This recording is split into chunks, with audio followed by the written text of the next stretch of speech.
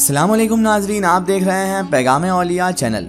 लाखों करोड़ों दुरूद व सलाम हुजूर पाक सल्लल्लाहु ताला अलैहि वसल्लम पर और उनकी आले पाक पर।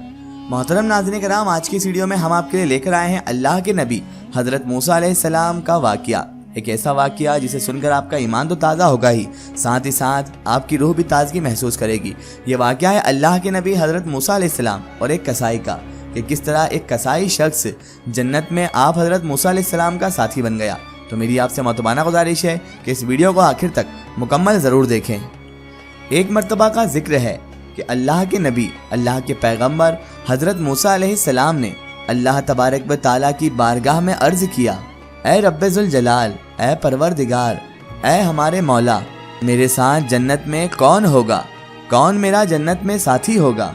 चूँकि आप हज़रत मूसा अलैहिस्सलाम कलीमुल्लाह हैं, अल्लाह से कलाम करने वाले हैं, तो अल्लाह तबारक व तआला ने आप हज़रत मूसा अलैहिस्सलाम से फरमाया, ऐ मूसा अलैहिस्सलाम, एक कसाई है जो तुम्हारे साथ जन्नत में दाखिल होगा और जन्नत में तुम्हारा साथी होगा।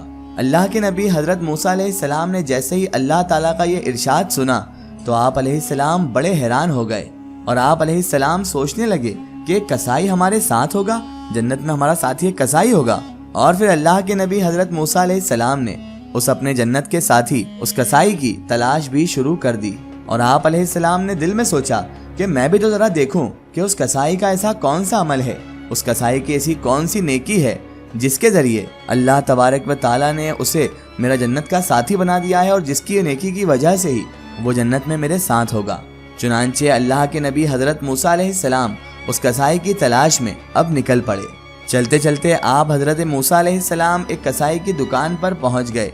वहां पर आपने एक कसाई को गोश्त देते हुए लोगों को देखा। और नाज़रीन, ये कसाई वही कसाई था, क्योंकि आप हज़रत मूसा अलैहिस्सलाम को गैब से निदा आ चुकी थी कि ये वही कसाई है।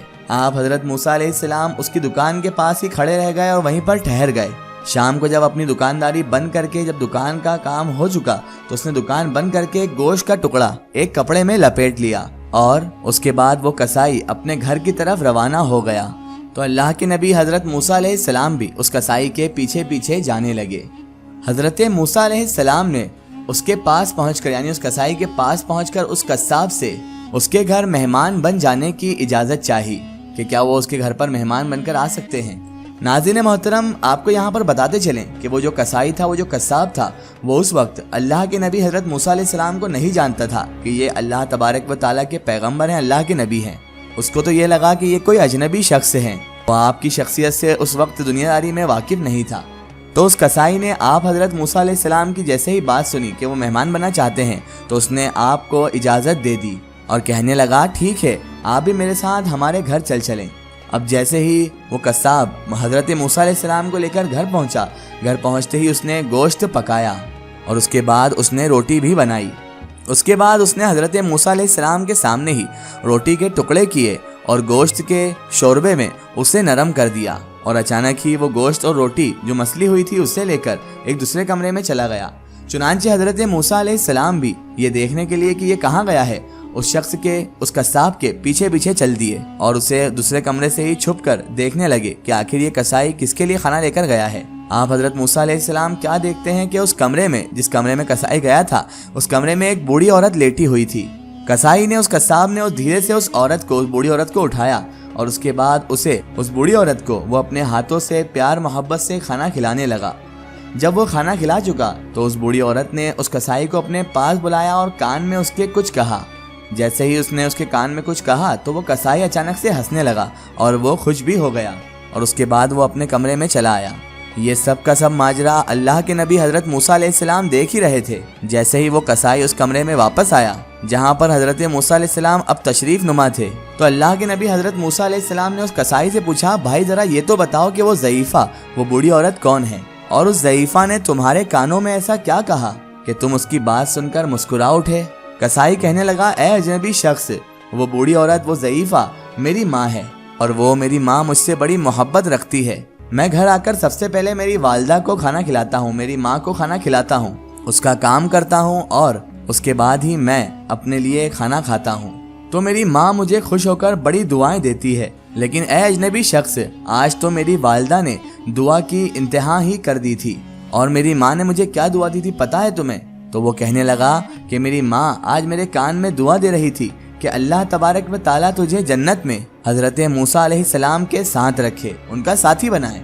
بس یہی میری والدہ کی بات سن کر، ان کی یہ دعا سن کر ہی میں ہنس رہا تھا کہ میں کہاں گناہگار شخص، اتنا گناہوں سے بھرا شخص، اور کہاں اللہ تبارک و تعالیٰ کے پیغمبر، اللہ کے نبی حضرت موسیٰ علیہ السلام، ان کا مقام تو کتنا اعلیٰ ہے، اور کہاں مجھ جیسا گناہگار انسان ان کا ساتھی بن سکتا ہے کیا؟ یہ سن کر اللہ کے نبی حضرت موسیٰ علیہ السلام سمجھ گئے کہ یہ سب ماں کی دعاؤں کا ہی اثر ہے، جو یہ قصاب، یہ قصائی شخص میرے ساتھ جنت میں رہے گا۔ ماں کی دعا ہی وہ دستک ہے جو جنت تک کے دروازے کھول دیتی ہے۔ سبحان اللہ۔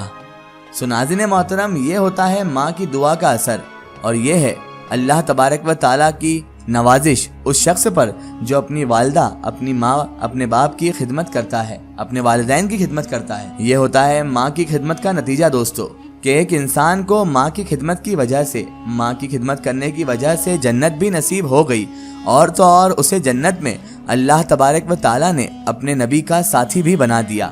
ناظرین محترم، ماں وہ عظیم ہستی ہے، ماں وہ عظیم شخصیت ہے کہ جس کی خدمت سے اور جس کی دعا سے جنت تک مل جاتی ہے، اور اللہ تبارک و تعالیٰ اس شخص کے گناہوں کو معاف کر دیتا ہے اور اسے جنت تک دے دیتا ہے جو اپنی ماں کی سچے دل سے خدمت کو انجام دیتا ہے۔ کیونکہ ناظرین محترم، اللہ تبارک و تعالیٰ نے ماں کا مقام بڑا اعلیٰ رکھا ہے، یہاں تک کہ پروردگار مولا نے تو ماں کے قدموں میں ہی اولاد کے لیے جنت رکھ دی ہے، تاکہ اولاد اپنی ماں کا مرتبہ سمجھ سکے کہ اللہ تبارک و تعالیٰ نے اسے کتنی عظیم دولت سے نوازا ہے کہ اس کے پاس ماں باپ ہیں۔ ناظرین محترم، ماں باپ، والدین وہ عظیم دولت ہوتی ہیں جو زندگی میں ہمیں ایک مرتبہ ہی ملتی ہیں۔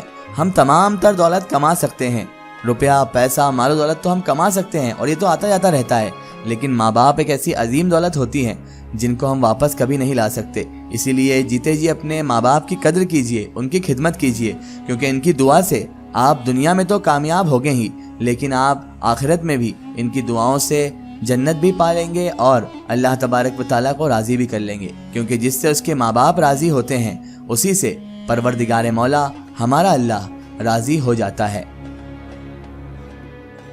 آخر میں اللہ تبارک و تعالیٰ سے یہی دعا ہے کہ اللہ پاک رسول خدا صلی اللہ تعالیٰ علیہ وآلہ وسلم کے صدقے طفیل ہمیں تمام انبیاء کرام، تمام بزرگان دین سے محبت کرنے کی اور ان کا ادب و تعظیم کرنے کی توفیق عطا فرمائے، اور ہمیں بھی زیادہ سے زیادہ اپنے ماں باپ کی خدمت کرنے کی توفیق عطا فرمائے، اور ہمیں ہر برے کام، ہر برے اعمال سے ہمیشہ بچائے رکھے، اور صراط المستقیم کے راستے پر چلنے کی توفیق و عافیت عطا فرمائے۔ آمین ثم آمین۔ ناظرین، آپ کو یہ ویڈیو کیسی لگی ہمیں کمنٹ میں ضرور بتائیں، اور ہمارے چینل کو سبسکرائب کرنا نہ بھولیں۔ اس ویڈیو کو زیادہ سے زیادہ شیئر کریں اور اسے تمام اولیاء کرام، تمام بزرگان دین کے چاہنے والوں تک ضرور پہنچائیں۔ پھر حاضر ہوتے ہیں آپ کے لیے ایک اور بہترین ویڈیو کے ساتھ، تب تک کے لیے خدا حافظ، السلام علیکم۔